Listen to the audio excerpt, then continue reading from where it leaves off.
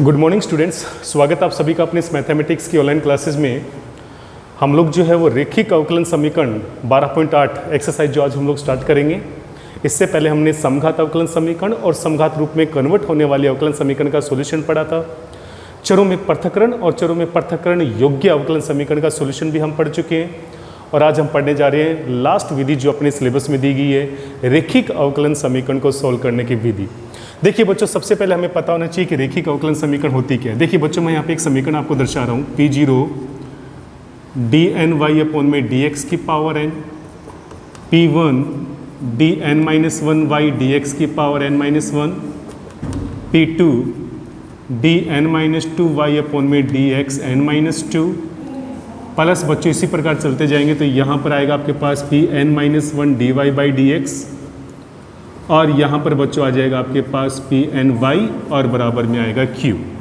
बच्चों देखिए यहाँ पर जो ये आपको यहाँ पे मैंने एक जो बहुपद लिखा है बच्चों, ये n घात की रेखिक अवकलन समीकरण कहलाती है। और रेखिक अवकलन समीकरण की खासियत बच्चों, यहाँ पर किसी भी कोटि का अवकलज क्यों ना हो, किसी भी कोटि का अवकलज क्यों ना हो, उसकी घात 1 होनी चाहिए। परतंत्र चर जो कि यहाँ पे y है, उसका अवकलज के साथ, किसी भी कोटि के अवकलज के साथ गुणांक जो है वो उपस्थित नहीं होना चाहिए। ध्यान रहे बच्चों, अवकलज किसी भी कोटि का क्यों ना हो, उसकी घात 1 होनी चाहिए। परतंत्र चर का किसी भी कोटि के अवकलज के साथ गुणांक नहीं होना चाहिए, गुणा में दोनों पद आपस में नहीं होने चाहिए। दूसरा, किसी भी कोटि के अवकलज का जो गुणांक है बच्चों, वो या तो अचर होना चाहिए या फिर ये पूरी तरह से स्वतंत्र होना चाहिए। अगर ये खासियत किसी भी बहुपद में, अवकलन समीकरण के बहुपद में आपको मिलती है तो निश्चित तौर पे वो यहाँ पर रेखिक अवकलन समीकरण जो है वो कहलाएगी। अब बच्चों हम बात करते हैं कि रेखिक अवकलन समीकरण हमारे सिलेबस के अनुसार हमें केवल प्रथम कोटि के रेखिक अवकलन समीकरण पढ़नी है। तो बच्चों मैं बात कर रहा हूँ यहाँ पे प्रथम कोटि की रेखिक अवकल समीकरण, रेखिक अवकल समीकरण। तो देखिए बच्चों, यहाँ पे प्रथम कोटि की रेखिक अवकल समीकरण जो है वो हमारे पास दो रूपों में यहाँ पे मिलेगी। इसके दो रूप होते हैं। पहला रूप होता है बच्चों यहाँ पे dy/dx प्लस में py और इक्वल्स टू में यहाँ पर होगा q। दूसरा रूप बच्चों यहाँ पर इसका हो सकता है dx अपॉन में dy प्लस में यहाँ पर आएगा px और बराबर में आएगा q। तो बच्चों आपको ये समझना होगा कि प्रथम कोटि की रेखिक अवकलन समीकरण, प्रथम कोटि कैसे बच्चों, यहाँ पे जो अवकलज आया है वो प्रथम कोटि का है, इस वजह से ये प्रथम कोटि की अवकलन समीकरण होगी। ये सारी ये अवकलन समीकरण की सारी विशेषताओं का यहाँ पे पालन करती है, इस वजह से हम इसको प्रथम कोटि की रेखिक अवकलन समीकरण कहते हैं। इसके दो रूप होते हैं, यहाँ पे y जो है वो परतंत्र चर है, यहाँ पे x जो है वो परतंत्र चर है। तो इन दोनों ही रूपों के अंदर आपको ये समीकरण देखने को मिल सकती है। अब देखिए बच्चों, इसको सोल्व करने की विधि क्या होगी। ध्यान रहे बच्चों, अगर dy अपॉन में dx दिया गया है, अर्थात y अगर परतंत्र चर है, तो जो y का गुणांक है बच्चों वही क्या कहलाता है, p कहलाता है। और p और q की खासियत मैं बता दूं, अगर y परतंत्र चर है तो p और q जो है वो या तो अचर राशि होंगी या फिर ये x के पद हो सकते हैं। ध्यान रहे बच्चों, अगर y परतंत्र चर है तो p और q के ऊपर कौन सी कंडीशन लगेगी, p और q अचर हो सकते हैं या फिर x के पद होंगे। तो यहाँ पर P तथा Q अचर पद या X के पद है, ये Y के पद नहीं हो सकते हैं। और इस केस में देखिए बच्चों, X जो है वो परतंत्र चर है, इसलिए यहां पे X का गुणांक जो है वो P कहलाएगा। तो और यहां पर जो P और Q है, यहां P तथा Q, यहां पर जो P और Q है वो अचर पद के साथ साथ y के पद भी हो सकते हैं। तो ध्यान दें बच्चों, यहां पर जो p और q हैं वो अचर पद होंगे या फिर y के पद होंगे। अब देखिए बच्चों, हम इसका सॉल्यूशन किस प्रकार से निकालेंगे। जब एक बार बच्चों किसी भी अवकलन समीकरण को इस रूप में हम लोग व्यक्त कर दें तो उसके बाद में हम इसको समीकरण नंबर 1 डालेंगे। y के गुणांक जो है वो p कहलाएगा और p की कैलकुलेशन, p को यहाँ पे आइडेंटिफाई करने के बाद में हम यहाँ से निकालेंगे समाकल गुणांक। हम यहाँ से निकालते हैं समाकलन गुणांक।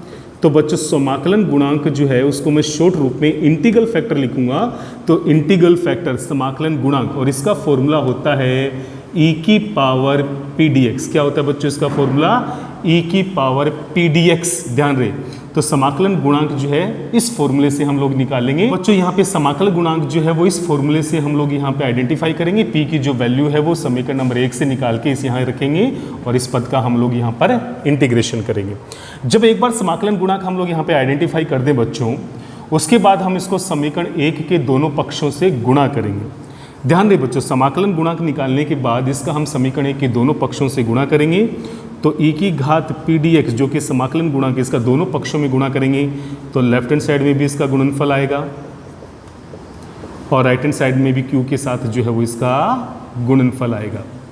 अब आप देखिए बच्चों, यहाँ पर जब समाकलन गुणांक का समीकरण 1 के दोनों पक्षों से हम गुणा कर देंगे तो समाकलन जो समीकरण 1 जो है उसका जो लेफ्ट हैंड साइड होगा वो दो पदों के गुणनफल के अवकलज में कन्वर्ट हो जाएगा। ध्यान रहे बच्चों, जब समाकलन गुणांक को समीकरण 1 के दोनों पक्षों से गुणा करोगे तो समीकरण 1 का जो लेफ्ट हैंड साइड वाला जो पद है वो दो पदों के गुणनफल के अवकलज में कन्वर्ट हो जाएगा। दो पदों के गुणनफल कौन कौन से दो पद होंगे? एक तो परतंत्र चर और इसके गुणा में आएगा समाकलन गुणांक e की घात पी डी एक्स। इन दोनों के गुणनफल का अवकलज जो है वो आपको यहाँ पर देखने को मिलेगा और ये स्थिति हर सवाल में आएगी बच्चों। इसलिए आप जब भी समाकलन गुणांक का लेफ्ट हैंड साइड से गुणा करो तो यहाँ पे डायरेक्ट आप यहाँ पे दोनों पदों के गुणनफल के अवकलज के रूप में आप लेफ्ट हैंड साइड को जो है वो व्यक्त कर सकते हैं। राइट हैंड साइड में अभी यहाँ पे कोई भी परिवर्तन नहीं आएगा, यहाँ पर q इंटू ई की पावर पी डी एक्स ही रहेगा और जैसे यहाँ पर यह अवकल संकारक इधर जाएगा बच्चों पक्षांतरण होके तो यहाँ पर आएगा y e की पावर पी डी एक्स बराबर में यहाँ इंटीग्रेशन लगेगा q e की पावर पी डी एक्स और यहाँ पर देखिए बच्चों प्लस में आएगा c और यहाँ से सोल्व करने के बाद जैसा पद यहाँ पे आएगा उसी के अनुसार हमें उसका इंटीग्रेशन करना है। उसके बाद में यहाँ से हम लोग y इक्वल्स टू जो भी पद हमारे पास आएगा वही रेखिक अवकल समीकरण का सॉल्यूशन कहलाएगा। यहाँ पर भी बच्चों सेम आपको क्या करना होगा, जब एक बार रेखिक अवकल समीकरण इस रूप में कन्वर्ट हो जाए तो हमें यहाँ पे समाकलन गुणांक निकालना होगा। क्या गुण निकालना होगा? समाकलन गुणांक हमें निकालना होगा, यानी कि इंटीग्रल फैक्टर। और इस बार यहाँ पे इंटीग्रल फैक्टर का जो फॉर्मूला होगा वो e की पावर x dy यहाँ पे p dy में कन्वर्ट हो जाएगा। बच्चों यहाँ पे आपने देखा होगा समाकलन गुणांक का फॉर्मूला जो था वो e की पावर p dx था और यहाँ पर जो है वो e की पावर p dy हो जाएगा। उसके बाद आगे का प्रोसेस सेम होगा, समाकलन गुणांक का समीकरण 1 के दोनों पक्षों से गुणा करेंगे तो यहाँ पर e की पावर p dy और इसका गुणा हो जाएगा dx बटे dy प्लस में px और बराबर में q इंटू में e की पावर पी डी वाई। और देखिए बच्चों, जैसा मैंने आपको पहले बताया था कि जब भी समाकलन गुणांक का समीकरण के दोनों पक्षों से गुणा करेंगे तो इसकी जो लेफ्ट हैंड साइड है वो दो पदों के गुणनफल के अवकलज में कन्वर्ट हो जाएगी। तो इस बार दो पद कौन कौन से होंगे बच्चों? परतंत्र चर यहाँ पर x है, समाकलन गुणांक है यहाँ पे e की पावर पी डी वाई। तो इन दोनों के गुणनफल का अवकलज डी अपन में डी वाई, क्योंकि यहाँ पे संकारक डी अपन में डी वाई है, तो इन दोनों पदों के गुणनफल का अवकलज बन जाएगा। यहाँ हम कोई भी परिवर्तन नहीं करने वाले। और अब देखिए बच्चों, जैसे हम लोग यहाँ पर संकारक डी अपन में डी वाई को राइट हैंड साइड में भेजेंगे तो यहाँ पर इंटीग्रेशन का साइन लगेगा, तो यह इंटीग्रेशन हो जाएगा q e की पावर p dy का y के सापेक्ष जो हम लोग समाकलन करेंगे और यहाँ पर जो x की वैल्यू प्राप्त करेंगे वही इस रेखिक अवकल समीकरण का सॉल्यूशन होगा। तो बच्चों आपने देखा होगा हमारे सिलेबस के अनुसार हमें केवल प्रथम कोटि की रेखिक अवकलन समीकरण पढ़नी है, जिसमें बच्चों अपने पास दो रूपों के अंदर ये समीकरण आ सकती है। एक बार y परतंत्र चर हो सकता है, एक बार x परतंत्र चर हो सकता है और उसके बाद में यहाँ पे हम लोग p की वैल्यू को आइडेंटिफाई करके दोनों ही कंडीशन में समाकलन गुणांक निकालते हैं। यहाँ पे अगर y परतंत्र चर है तो समाकलन गुणांक का फॉर्मूला e की घात p dx होगा और अगर x परतंत्र चर है तो यहाँ पे समाकलन गुणांक का फॉर्मूला e की घात p dy होगा। जैसे समाकलन गुणांक निकालेंगे उसको समीकरण 1 के दोनों पक्षों में गुणा करेंगे। जैसे ही समाकलन गुणांक का समीकरण 1 के दोनों पक्षों में गुणा करेंगे तो जो लेफ्ट हैंड साइड का पद होगा बच्चों, हर स्थिति में हर केस में वो दो पदों के गुणनफल का अवकलज बनेगा। कौन कौन से दो पद होंगे? परतंत्र चर और समाकलन गुणांक के गुणनफल का अवकलज। परतंत्र चर, समाकलन गुणांक के गुणनफल का अवकलज बनेंगे। उसके बाद में उस अवकलन संकारक का पक्षांतरण करके हम राइट हैंड साइड वाले पद का समाकलन कर देंगे। जैसा पद होगा उसी के अनुसार उसका इंटीग्रेशन हो जाएगा और यहाँ से x की और यहाँ से y की वैल्यू निकालने के बाद में हमें उस अवकलन समीकरण का सॉल्यूशन जो है वो प्राप्त हो जाएगा।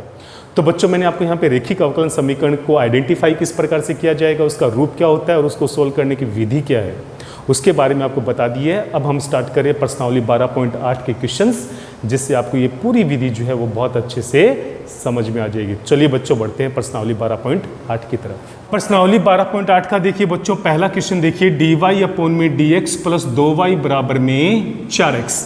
देखिए बच्चों यहाँ पे इस अवकलन समीकरण का जो रूप है वो आप देख सकते हैं, dy अपॉन में dx प्लस py बराबर q के रूप में यहाँ पे दिया गया है। तो मैं इसको यहाँ पे मान लेता हूँ समीकरण नंबर 1। अब देखिए बच्चों हम इसका सॉल्यूशन कैसे निकालेंगे। समीकरण 1 की हम तुलना करेंगे, समीकरण 1 की dy अपॉन में dx प्लस py बराबर q से तुलना करने पर हमें यहाँ पे p बराबर 2 तथा q बराबर 4x जो है वो प्राप्त होता है। रूल के अनुसार बच्चों हम यहाँ पे सबसे पहले निकालने वाले हैं समाकलन गुणांक। क्या निकालेंगे बच्चों, हम यहाँ पे निकालेंगे समाकलन गुणांक यानी कि इंटीग्रल फैक्टर, और इसका फॉर्मूला होगा, चूंकि y परतंत्र चर है इसलिए यहाँ पे e की पावर pdx जो है वो इसका फॉर्मूला बनेगा इंटीग्रल फैक्टर का। तो देखिए बच्चों इंटीग्रल फैक्टर क्या आएगा, e की पावर pdx और p की वैल्यू यहाँ पे 2 है तो ये हो जाएगा यहाँ पे 2dx, और e की पावर 2 जो है वो 84 बाहर आ जाएगा और केवल dx का इंटीग्रेशन यहाँ पे x हो जाएगा। तो इंटीग्रल फैक्टर जो है वो e की पावर 2x के रूप में आपको प्राप्त हो जाएगा। अब बच्चों यहाँ पे क्या करेंगे, e की पावर 2x का गुणा समीकरण 1 के दोनों पक्षों से करने पे, दोनों पक्षों को करने पर देखिए बच्चों हमें यहाँ पे क्या प्राप्त होगा, जैसे e की पावर 2x का गुणा दोनों पक्षों को करेंगे तो यहाँ पर e की पावर 2x dy अपॉन में dx प्लस में 2e की पावर 2x इंटू में y बराबर में 4x e की पावर 2x का पद जो है हमें प्राप्त होगा। जैसा कि मैंने आपको बताया था बच्चों कि जब आप यहाँ पे e की पावर 2 यानी कि इंटीग्रल फैक्टर का गुणा समीकरण 1 से करोगे तो समीकरण 1 की जो लेफ्ट हैंड साइड है ये दो पदों के गुणनफल का अवकलज बनेगी। कौन कौन से, परतंत्र चर y और समाकलन गुणांक यानी कि e की पावर 2x के गुणनफल का अवकलज आपको यहाँ पे देखने को मिलेगा। आप चेक कर सकते हैं, अगर आप यहाँ पे इन दोनों का गुणनफल का अवकलन करेंगे तो आपके पास यही पद आएगा। चेक कीजिए, यहाँ पे y का अवकलन हो जाएगा dy बाई dx, e की घात 2x रहेगा अचर, प्लस में y रहेगा अचर कांस्टेंट, और यहाँ पर e की घात 2x का अवकलन e की घात 2x और 2x का हो जाएगा 2। तो बच्चों इस प्रकार से आप यहाँ पे दो पदों के गुणनफल का अवकलज यहाँ पे प्राप्त करेंगे। बराबर में है 4x e की घात 2x। अब बच्चों जब ये अवकलन संकारक राइट हैंड साइड में जाएगा तो यहाँ पर y e की घात 2x बराबर में इंटीग्रेशन 4x e की घात 2x का पद आपको यहाँ पे प्राप्त होगा। 4 अचर राशि है वो इंटीग्रेशन से बाहर आएगा, यहाँ पे x e की घात 2x dx रहेगा और ये हो जाएगा फर्स्ट और ये हो जाएगा सेकंड, और अब हम करेंगे इसका इंटीग्रेशन। तो देखिए बच्चों अपने पास यहाँ पे क्या आएगा, तो देखिए बच्चों यहाँ पे है y e की घात 2x बराबर में फर्स्ट और सेकंड का जो फॉर्मूला है बच्चों खंडशः समाकलन वो आपको बहुत अच्छे से आता है, और फर्स्ट जो है वो रहेगा यहाँ पे कांस्टेंट, सेकंड का करेंगे इंटीग्रेशन तो ये हो जाएगा e की घात 2x बटे 2 माइनस फर्स्ट का अवकलन तो x का अवकलन हो जाएगा 1 और सेकंड का फिर इंटीग्रेशन करेंगे तो ये हो जाएगा e की घात 2x बटे 2 और यहाँ पर आएगा dx। अब देखिए बच्चों प्लस में ले लेते हैं यहाँ पे c। अब देखिए बच्चों यहाँ पे y e की घात 2x बराबर में 4 इंटू में x e की घात 2x बट्टे 2 माइनस जब e की घात 2x का फिर इंटीग्रेशन करेंगे तो ये e की घात 2x बट्टे 2 आएगा और 1 2 पहले से मौजूद है तो ये बट्टे 4 हो जाएगा, प्लस में आएगा c। अब देखिए बच्चों यहाँ से हम लोग 4 का अंदर गुणा करेंगे तो ये बन जाएगा 2x e की घात 2x माइनस में e की घात 2x और प्लस का c। तो बच्चों यहाँ से हम लोग जो है e की घात 2x इन दोनों पदों में से कॉमन लेंगे तो हमारे पास यहाँ पे 2x माइनस 1 और प्लस का c बचेगा, और पूरी समीकरण से जब बच्चों e की घात 2x का भाग देंगे तो हमारे पास y बराबर यहाँ से e की घात 2x हटेगा, 2x minus 1 plus c into में e की घात 2x जो है वो भाग में आएगा, तो ये ऊपर जाकर घात माइनस 2x में कन्वर्ट हो जाएगा और y के रूप में हमें जो यहाँ पे पद प्राप्त हुआ है वो इस रेखिक समीकरण का सॉल्यूशन कहलाएगा। तो देखा बच्चों आपने हमने किस प्रकार से इसको सोल्व किया। जो रेखिक अवकलन समीकरण आपको दी गई है वो बिल्कुल dy by D X plus P Y बराबर क्यू के रूप में दी गई है। अगर ये नहीं दी होती इस रूप में तो हमें इसको सबसे पहले इस रूप में कन्वर्ट करना होता, वहाँ से p और q को आइडेंटिफाई करना होता। जैसे p का कन्फर्म हो जाए, p की वैल्यू आपको पता चले, समाकलन गुणांक if का मान